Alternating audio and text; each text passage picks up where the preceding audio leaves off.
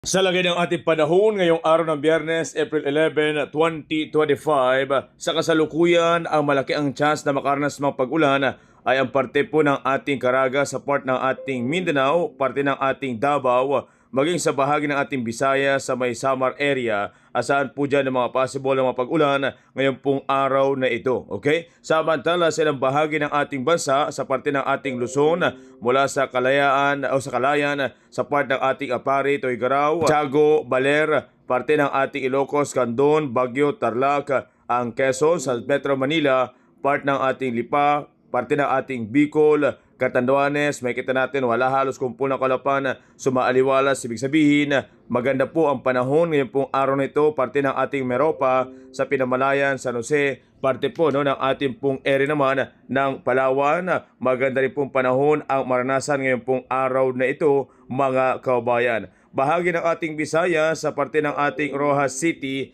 parte po ng ating pong Bugasong, Pasi, Oton, area, asahan po dyan yung mga possible na mga bahagyang pag-ulan sa may parte, partikular sa may Bugasong area. Pero the rest, medyo okay ang panahon, Sagay, Kabangkalan, Dumaguete, okay rin po yung panahon sa ngayon, ano? Then part ng ating Cebu City, sa kasalukuyan, may kita natin, may bahagyang kumpul ng kalapan, kung sakali man, asahan lang po yung bahagyang mga pag-ambon. Parte ng ating Bohol, sa parte ng ating Tacloban area, no, parte ng ating Tacloban, may bahagya po dyan na kumpul ng kalapan na posibleng magdala ng bahagyang mga pag-ulan ngayon pong araw na ito. Okay? Parte ng ating pong area naman ng Baybay, Maasin, okay ang panahon, pero asan po dahil nagbabadya ito pong kumpul ng kalapan na papalapit. Parte ng Burungan at Gian, maghanda po dyan, inaasahan po dahil po sa epekto ng Intertropical Convergence Zone yung bahagyang mga pag-ulan mga kababayan. Parte ng ating Katarman, Calbayog, itong Dolores sa akin wala pa, pero asahan nyo po sa mga susunod na oras kung sakali itong aakyat, no, yung kumpul ng kalapan, posibleng maranasan din po dyan yung mga pag-ulan.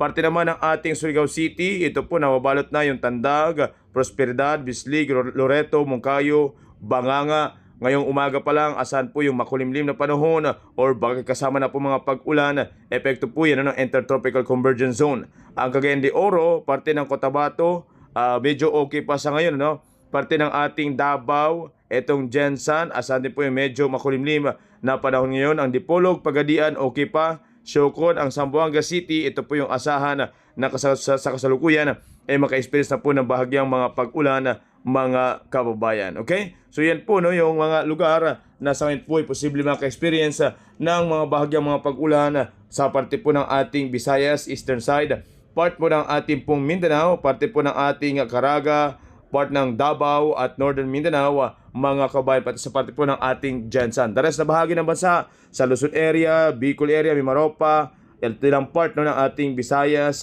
at Palawan, medyo okay ang panahon, asan po yung matinding init ng araw ngayon.